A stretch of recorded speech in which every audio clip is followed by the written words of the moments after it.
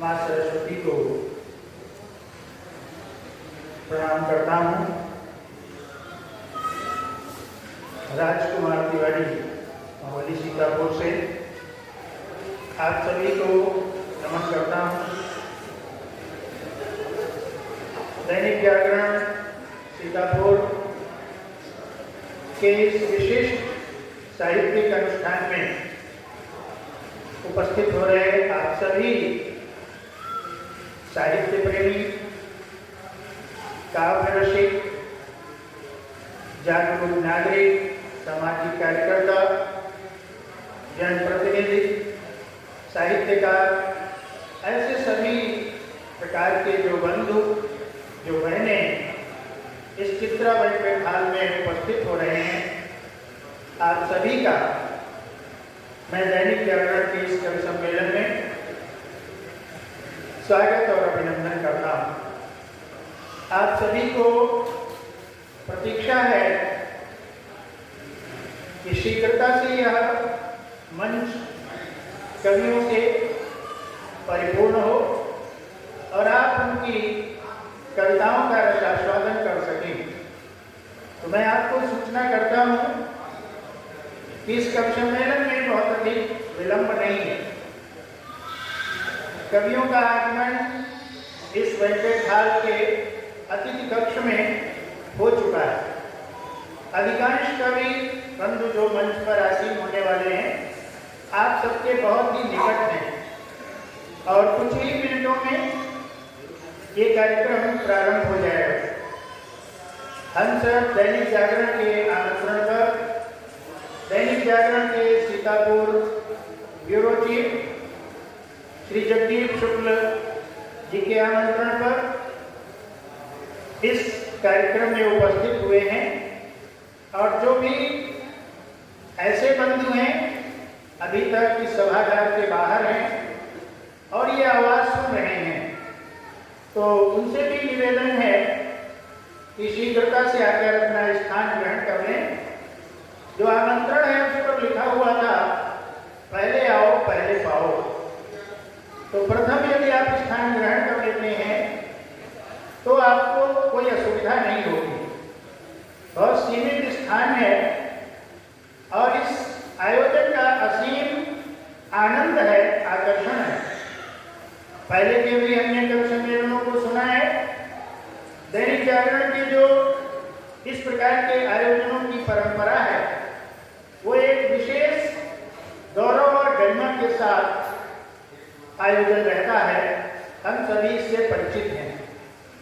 दैनिक जागरण हम सबका अपना प्रिय तो है ही, इस उत्तर प्रदेश और भारत का ही नहीं तो विश्व का भी एक बहुत बड़ा समाचार समूह है और एक विशाल समाचार पाठकों की संख्या का एक बड़ा परिवार है। अपनी गौरव गरिमा के अनुरूप दैनिक जागरण का यह आयोजन हम सामने मंच पर देख रहे हैं, जो होर्डिंग है और जो बैनर लगा है उस पर जिनके नाम हैं, तो वो इस देश और प्रदेश के और अंतर्राष्ट्रीय स्तर के वाचिक परंपरा जो कवि सम्मेलनों का एक ढंग है अपना, उसके अनूठे काव्यकार हैं। उनकी कविताओं को हम कभी सोशल मीडिया पर पाते हैं तो अपने मन का जो भाव होता है वो भूल करके और हम उनके भाव के साथ खो जाते हैं। मित्रों, कविता का जो कवि का उद्देश्य रहता है, कवि एक सूक्ष्म दृष्टि से और अपने हृदय को साथ में जोड़ करके और इस समाज का, संसार का अनुभव करता है और उस अनुभव में अपनी भावनाओं को जोड़ता है। तो वास्तव में वो कविता उस स्वयं कवि की नहीं होती है, वो साहित्य की बात बनती है और साहित्य समाज का दर्पण होता है। जो हम अनुभव करते हैं, जो हम देखते हैं, उसको हम अपने तक सीमित रखते हैं और कवि उसको अपने शब्दों में गढ़ करके और विस्तार देता है। जब हम अपने मन के उसी भाव को किसी दूसरे के द्वारा से हमको अच्छा लगता है। जो हम अनुभव कर रहे हैं वही बात जब कोई दूसरा सामने से आकर के कहता है तो मुझे लगता है कि हाँ, ये मैं सोच रहा था, ये ठीक बात है, ऐसा इनके द्वारा भी सोचा गया और मेरा आनंद बढ़ता है।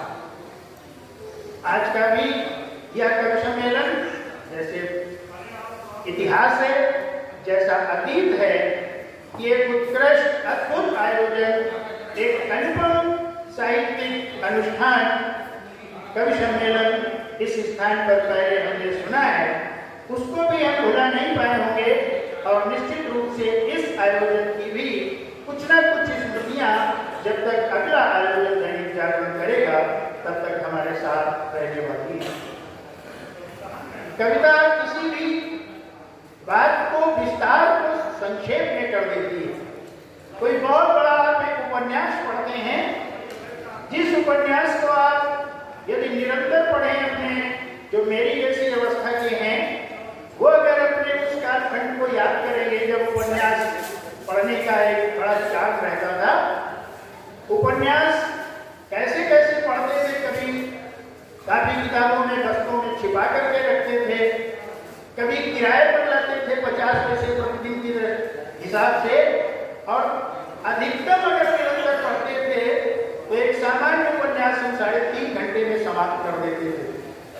और कभी कभी अगर हम उसको विभिन्न बैठकों में पढ़ते थे, पहले 1 घंटा 2 घंटा, तो ऐसे भी हम 3-4 दिन में एक उपन्यास पढ़ते थे। और उस एक उपन्यास का जो 150 से 300-350 पृष्ठ तक का उपन्यास, जिसको हम 3-3.5 घंटे निरंतर पढ़ करके जो अनुभूति करते थे, वो कविता का एक दोहा मात्र 24 मात्राओं की 2 पंक्तियां, और वो आपको एक दोहा वही आनंद, वही अनुभूति अपनी कविता के माध्यम से करा सकता है जो आप 3.5 घंटे के उपन्यास में प्राप्त करते हैं। कविता विस्तार को संक्षेप करती है। राम अनंत हैं, राम की कथा अनंत है, उसका कोई पार नहीं है।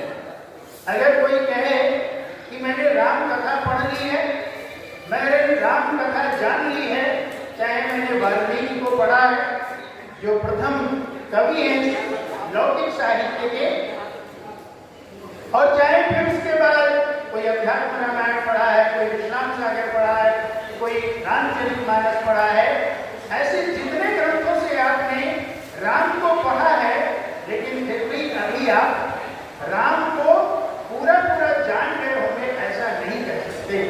लेकिन कभी अगर उसको आपको चाहे तो एक 2 लाइन और 4 लाइन की पंक्ति में आपको अनुभूत करा सकता है कि राम क्या है। आपको लगेगा कि मैंने राम के स्वरूप को अनुभव किया है। ये कविता की विशेषता है। कभी कभी मैं एक पुस्तक अपना पढ़ देता हूँ कि कविता किसे कहते हैं, तो अब 4 लाइन में कविता की परिभाषा क्या हो सकती है। कविता का विषय कितना व्यापक है, लेकिन कहने को मैं भी संतुष्ट हो लेता हूँ और सामने सुनने वाले भी कर्तव्य से समर्थन कर देते हैं। अपने दैनिक जागरण के सीतापुर ब्यूरो चीफ श्रीमान जयदीप शुक्ल अंचल जी हम सबके बीच में हैं। वो सबका स्वागत अभिनंदन कर रहे हैं और कवियों के आगमन की भी सूचना उनके पास है। उन्हीं से मुझको प्राप्त हुई है ये सूचना कि 5-10 मिनट में इस कार्यक्रम का शुभारंभ हो जाएगा। उस समय तक मुझे कुछ बात आपसे करने के लिए उन्हीं का आदेश है कि मैं आपसे कुछ बात करूं। तो जैसा अभी कहा कि वाल्मीकि ने जो भगवान श्री राम का काव्य लिखा, तो उन्होंने एक पूरा राम का एक रेखा चित्र उनके जीवन का क्या क्या हो सकता है उसको सबसे प्रारंभ में लिखा, और उसके बाद के आने वाले कवियों ने राम काव्य की एक ऐसी धारा बहाई कि भक्ति काल में जो 2 भागों में विभाजित किया गया उस कालखंड का काव्य, उसमें सगुण और निर्गुण, तो जो सगुण काव्य धारा और उस काव्य धारा में एक राम काव्य धारा हो, एक राम का अनेकानेक कवि,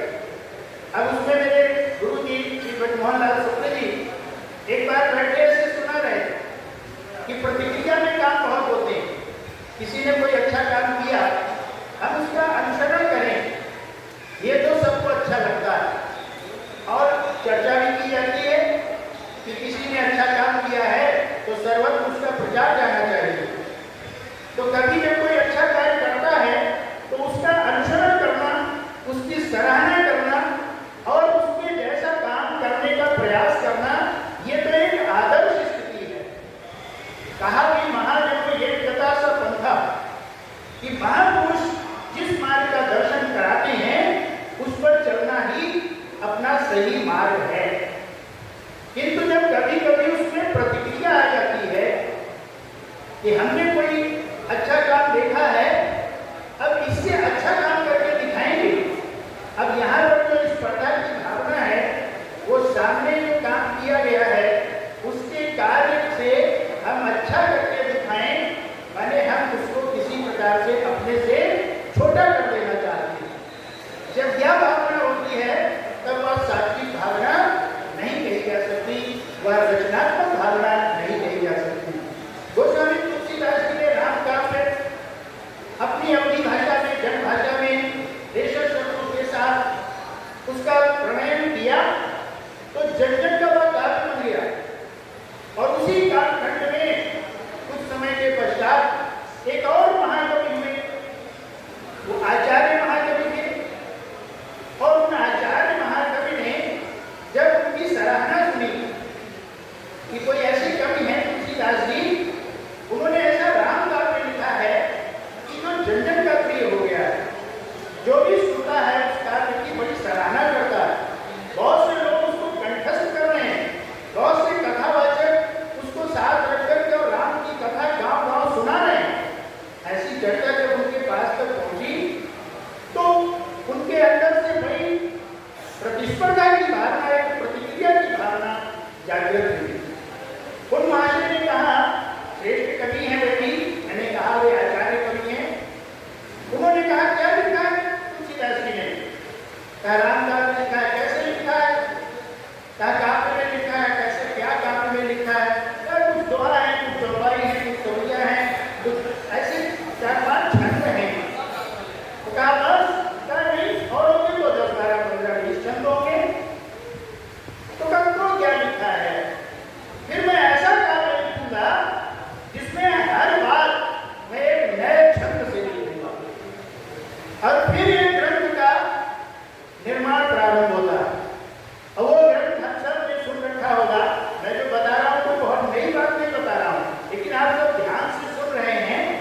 तो वो ग्रंथ रामचंद्रिका के नाम से प्रकाश में आया, लेकिन उस रामचंद्रिका के साथ एक शब्द और जोड़ दिया गया, उसके साथ एक विशेषण और लग गया। तो विशेषण क्या है? वो छंदों का अजायब घर कहा गया। अब अजायब घर क्या होता है? जहां बहुत से प्रकार के रहते हैं और लोग उसको देखने सुनने आते हैं। तो आज रामचंद्रिका अगर यहाँ मुझे लगता 100-150 जितने भी लोग बैठे हैं, मैं अगर पूछूं तो जैसे श्रीमान रमेश जी बैठे हैं, विजय जी बैठे हैं, अन्य हिंदी सभा से जुड़े लोग बैठे हैं, यहाँ पर 5000 पुस्तकों का संग्रह है हिंदी सभा में। वो 5000 पुस्तकें एक परंपरा से सन 1940 से और लेकर के आज तक वहाँ पर अनेक लोगों का शोध ग्रंथ है, अनेक लोगों की अपनी ऐसी जो उन्होंने पुस्तकें प्रकाशित की, उनकी वहाँ प्रति है। ऐसे बहुत सारे बड़ा साहित्य का भंडार है। तो ये उसको छोड़ दूँ, कुछ और ऐसे स्थान हो सकते हैं मिले, तो किसी से पूछूं क्या रामचंद्रिका आपके यहाँ है, अथवा रामचंद्रिका आपने देखी है? हो सकता कोई इंटर का विद्यार्थी खड़ा होकर के बीए का कोई विद्यार्थी एमए का कह दे कि मैंने उसका ये अनुच्छेद, ये खंड पढ़ा है। इंटर के छात्र हैं, उन्हें तो सीता स्वयंवर उसमें पढ़ लिया होगा, तो 8-10 छंद उसमें थोड़े से प्रसंग में उनको मिल गए।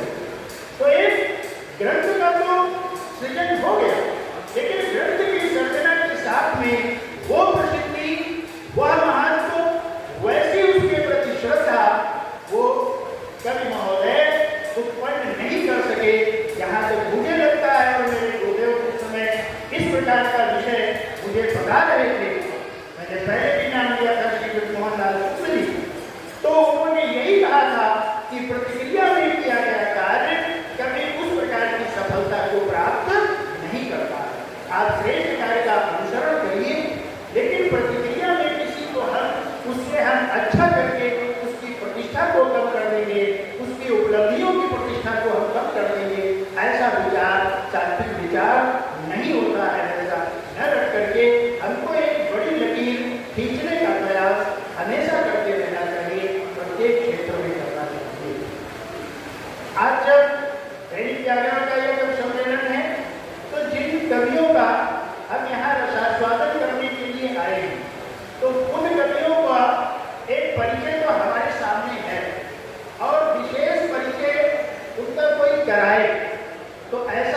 संभव भी नहीं है, क्योंकि देश विदेश सब स्थानों पर जब उनका काव्य पाठ होता है तो यही एक कविता का एक प्राप्तव्य भी है।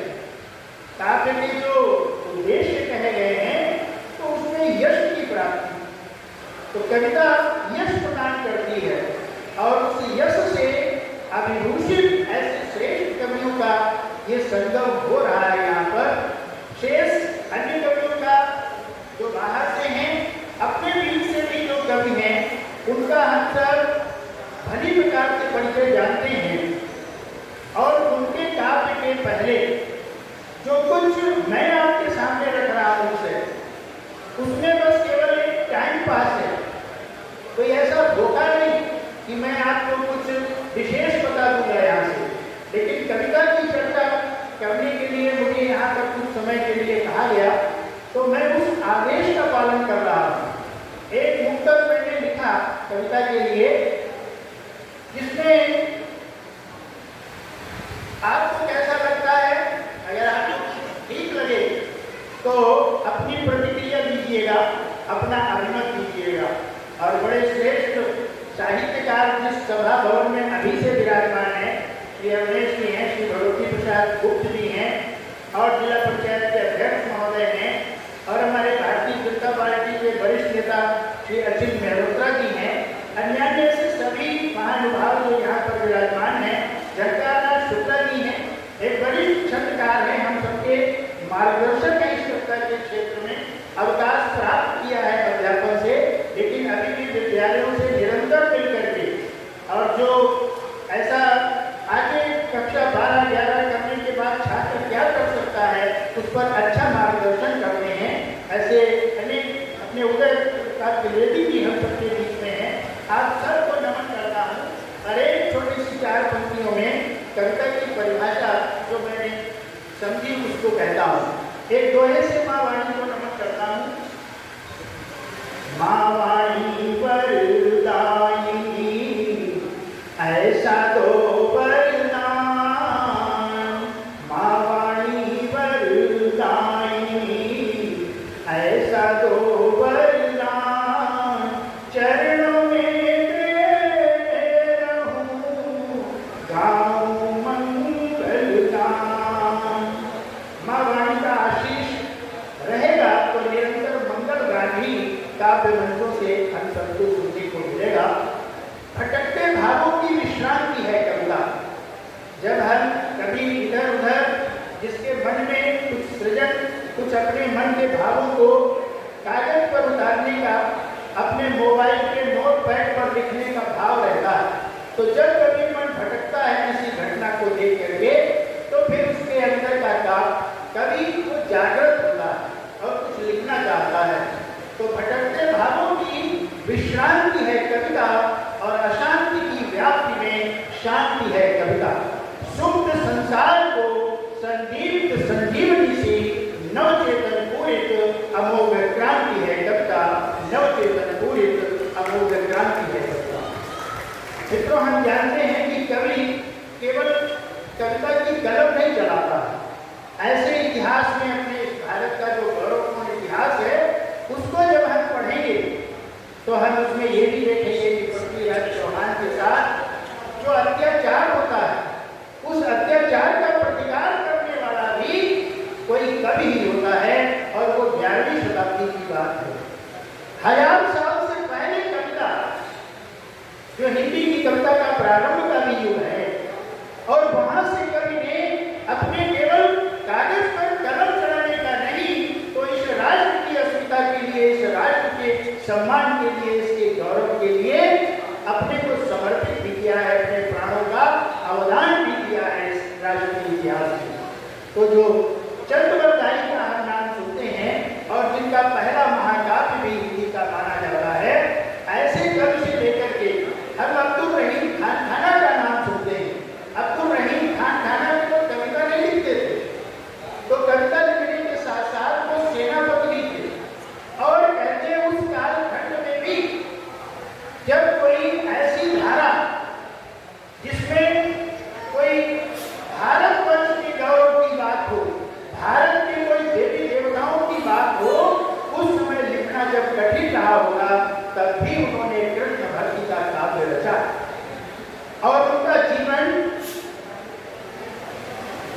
कितना श्रेष्ठ था और कैसे उनको क्या क्या अपने जीवन में कष्ट उठाने पड़े, इससे भी अंत से बहुत से लोग वंचित होंगे। चित्रकूट में रवि रहे रहीमन अवध रहे, और जाकर विपदा पड़त है सो आवत ये देश, ऐसा लिखने वाले कवि एक दानी पुरुष के सामने अपने मन की व्यथा को कैद में रहते हुए ऐसे व्यक्त करने वाले। फिर और वर्णन करेंगे तो फिर ऐसे अनेक नाम हमारे सामने आएंगे जो केवल कविता के लिए नहीं तो अपनी प्रखर राष्ट्रभक्ति के लिए, अपनी प्रखर जो उनका ज्ञान था, उस ज्ञान को कैसे इस भारतीय संस्कृति को हम अपने शब्दों से अक्षुण्ण बना दें कि आने वाला समय उसको जब कभी अपना वो कालखंड, कोई भी समय का कोई अवधि को स्मरण करना चाहे तो वो ठीक से हमारी कविता के द्वारा स्मरण कर सके, ऐसा उन कवियों के द्वारा निरंतर किया गया है।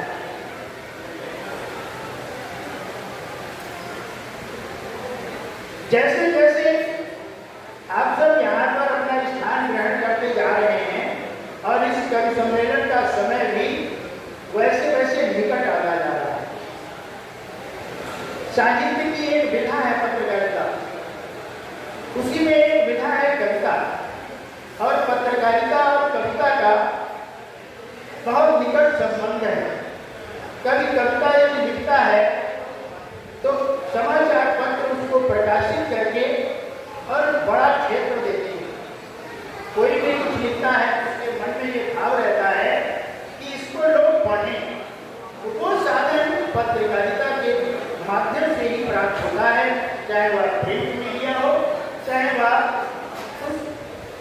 उस समय का पुराने समय का जो प्रकाशन का माध्यम था उस समय। हम जानते हैं कि हमारे इस आज के युग का जो साहित्य है उसमें भारतेंदु हरिश्चंद्र जी का नाम बहुत श्रद्धा के साथ हम सब लेते हैं, और भारतेंदु हरिश्चंद्र जी एक अच्छे बड़े व्यापारी परिवार से थे। उनके पिताजी श्री गिरधर के नाम से जो काव्य रचते थे उससे उनको प्रेरणा मिली, और मात्र 7 वर्ष की अवस्था में उन्होंने दोहा लिख करके अपने पिताजी को दिखाया। धीरे धीरे करके काव्य में ऐसा बने कि एक बड़ा व्यापार का क्षेत्र था, उस बड़े व्यापार के क्षेत्र को वो संभाल नहीं सके। कहते हैं ना कविता की एक नशा, तो कविता का जब भाव में प्रखर होता गया साहित्य का, तो नाटक है, निबंध है, यात्रावृत्त है, कोई साहित्य का क्षेत्र उन्होंने छोड़ा नहीं। सब जगह उन्होंने अपनी लेखनी चलाई, और कठिन समय था। अब व्यापार धीरे धीरे उनका कमजोर पड़ता गया, और एक समय ऐसा आया कि वो ऋणी हो गए। उनके ऊपर महाजनों का बड़ा कष्ट हो गया। जो अन्य भाई वंश थे उन्होंने समझ लिया कि इनके लिए कविता से बढ़कर के कुछ नहीं है, साहित्य से आगे ये नहीं सोच सकते, व्यापार में ये ठीक नहीं चला सकते, तो धीरे धीरे करके सबने साथ छोड़ दिया। जो उनकी मित्र मंडली थी तो वो कानपुर, झांसी, सब स्थानों पर फैले हुए लोग थे, और उन्होंने उनको भारतेंदु की उपाधि से सम्मानित किया था उनके मित्रों ने। किसी भी मित्र का यदि पत्र आता था तो भारतेंदु जी उत्तर अवश्य देते थे। कोई प्रशंसा की है, कोई प्रश्न किया है, तो पत्र का उत्तर अवश्य देते थे, और नियमित रूप से 2 घंटे बैठ करके वे पत्र ही लिखते थे। 2 घंटे का उनका प्रतिदिन का अपने मित्रों का, साहित्यकारों का पत्रों के उत्तर देने का एक नियमित क्रम था। एक दिन उनके एक मित्र आए, और उन मित्र ने उनके निकट बैठ करके जब देखा कि कई पत्र लिखे हुए भारतेंदु जी की मेज पर रखे हुए, आगे जो जो मेज रखी है उस पर कई पत्र रखे, 20-25 पत्र रखे हुए, सब पर एड्रेस लिखा है। कोई 3 दिन से लिखा रखा है, कोई 4 दिन से लिखा रखा है।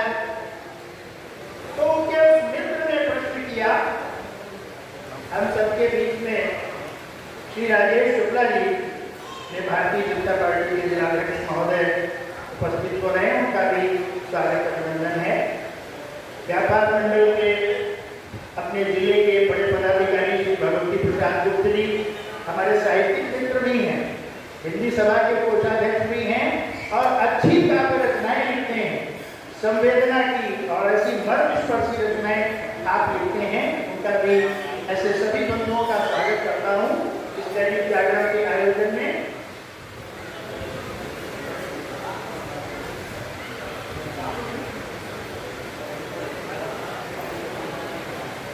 मैं आपको बता रहा था भारती जी के जीवन का एक प्रश्न, बहुत से पत्रों को सामने रखा देख करके उनके उन मित्र ने उनसे प्रश्न किया कि भारती जी ये पत्र बहुत से लिखे रखे हैं, इनको डाक में क्यों नहीं डाला गया, ये लिख करके इनको प्रेषित तो नहीं कर रहे हैं। तो भारती जी बड़ी विनम्रता से उत्तर देते हैं, एक महान साहित्यकार के जीवन में क्या क्या घट जाता है, मैं थोड़ा आपका ध्यान चाहता हूँ कि भारती जी उनको उत्तर देते हैं कि ये पत्र लिखे रखे, नियमित लिखता हूँ, लिख रहा हूँ, लेकिन पैसे नहीं है जो इन पर डाक टिकट लगा करके और प्रेषित कर सकूं। उस मित्र ने जब ऐसा उनके मुख से सुना तो एक निश्चित ही वे भी साहित्यकार ही होंगे, कोई उनके मन में भी संवेदना जगी होगी, भाव जगे होंगे। तो उन्होंने कहा कितना इसमें व्यय आएगा, तो सब हिसाब लगाया 5 रुपए का व्यय था। तो उन्होंने कहा ये पत्र आप मुझे दे दीजिए और इनको आज ही में प्रेषित कर दूंगा, और आग्रह करके कहा इसमें मात्र 5 रुपए का व्यय है और मैं इसको डाक में डाल दूंगा। वो पत्र उन्होंने डाक में पहुंचाए। उसके बाद कुछ ऐसा हुआ कि भारतीय जी की स्थिति में, आर्थिक स्थिति में कुछ सुधार हुआ। तो वो मित्र उनको मिले तो उन्होंने उनसे पूछा भाई कितने पैसे खर्च किए थे उस दिन डाक में, तो कहा 5 रुपए केवल खर्च किए थे। तो कहा ये 5 रुपए अपने रख लो। उन्होंने क्यों आप देते हैं, लेकिन उन्होंने वो 5 रुपए रख लिए। फिर 10-12 दिन के बाद भारती जी उनको मिले तो नमस्कार भी, और भारती जी ने 5 रुपए निकाले, कहा ये 5 रुपए रख लीजिए। कहा खाएंगे, कहा उसके नाम में पत्र हमारे डाक में प्रेषित किए थे मेरे मित्रों के, तो कहा वो तो आप दे चुके। तो कहा नहीं फिर रख लीजिए। तो एक बार और उन्होंने रख लिए। ऐसा 2-3 बार हुआ तो उनके मित्र वो झुंझला गए, वो क्रोधित होकर के बोले आप मेरा मजाक बनाते हैं, जब मिलते हैं तब आप 5 रुपए देते हैं। कहा मित्र आप क्रोधित ना हो, जिस समय पे आपने मुझको 5 रुपए दिए थे उस अवस्था को जब मैं याद करता हूँ तो मुझे लगता है कि मैं जीवन भर जब तक मिलूं आपको 5 रुपए देता रहूं तो भी वो कम हो। ऐसा मित्रों साहित्यकारों के जीवन में भी ऐसे दिन आ जाते हैं, लेकिन उनकी जो समाज के प्रति संवेदना होती है, जो साहित्य के प्रति उनको लिखने की प्रेरणा देती है, वह प्रेरणा समाज के द्वारा अक्षुण्ण बनी रहती है। ये कविता का भाव है, कहते हैं कविता भी है एक नशा, कविता भी है एक नशा, जो बोले सिर चढ़कर देखो। अभी मोहनी में था, 1-1.5 घंटे तक प्रतीक्षा करता है, तो बस नहीं मिल रही थी समय से, लेकिन मेरे एक मित्र, मैंने उनको फोन किया तो वो 3-4 लोगों के साथ तैयार थे यहाँ आने के लिए। और मैं देख रहा हूँ हमारे संजीव पांडे जी हैं, रवि सक्सेना जी हैं, सर्वेश मिश्रा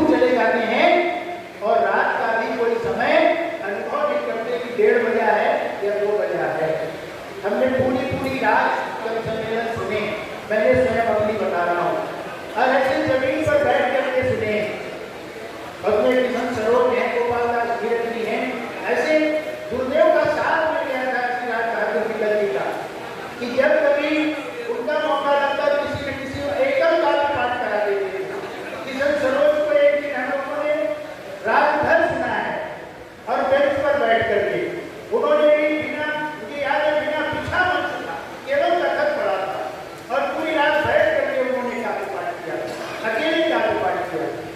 तो ऐसा ही कविता भी है एक नशा, जो बोले सिर चढ़कर देखो और मन के मंगल भावों को यदि शब्दों में गढ़कर देखो। कविता भी है एक नशा, जो बोले सिर चढ़कर देखो, मन के मंगल भावों को यदि शब्दों में गढ़कर देखो, और बिना पिए भी चढ़ जाता है पढ़ने सुनने वालों को, कभी भी जिसने उसकी मधुशाला तुम पढ़ कर देखो।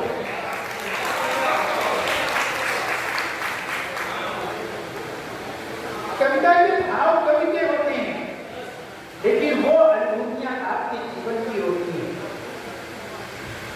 मधुशाला ने कवि सम्मेलनों को प्रतिष्ठित किया है।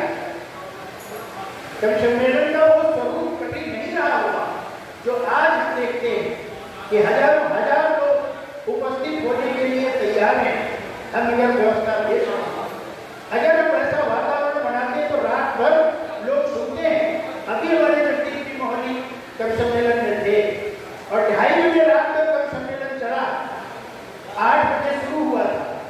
अरे एक व्यापक जन समूह, जबकि ऐसा कोई नगर का वातावरण नहीं, एक नगर पंचायत मात्र है, लेकिन रात रात भर गांव के लोग आकर के सुन रहे हैं। और आप जो यहाँ से कविताएं गा देंगे, जो सुना देंगे ये कविगण, उनको आप ट्रेन करके ले जाएंगे।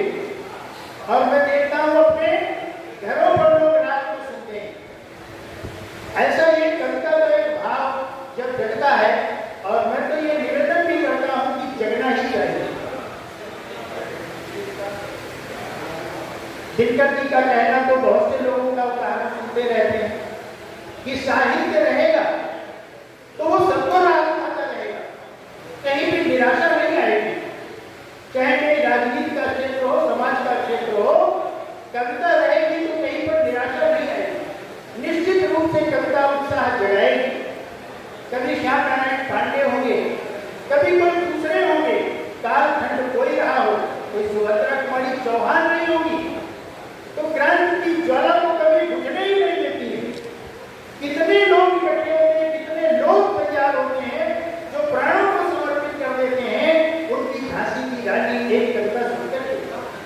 तो कविता में वह शक्ति है, जैसा मैंने अभी अपनी 4 पंक्तियों में कहा था, शुद्ध संसार को अमोघ जागरण करने वाली यह शक्ति है कविता। और हम जिनकी प्रतीक्षा में हैं, लोकेश जी से समाचार प्राप्त होगा कि हम लोग कितनी देर में कवियों का सबसे पहले दर्शन और फिर उनके काव्य का रसास्वादन कर सकेंगे।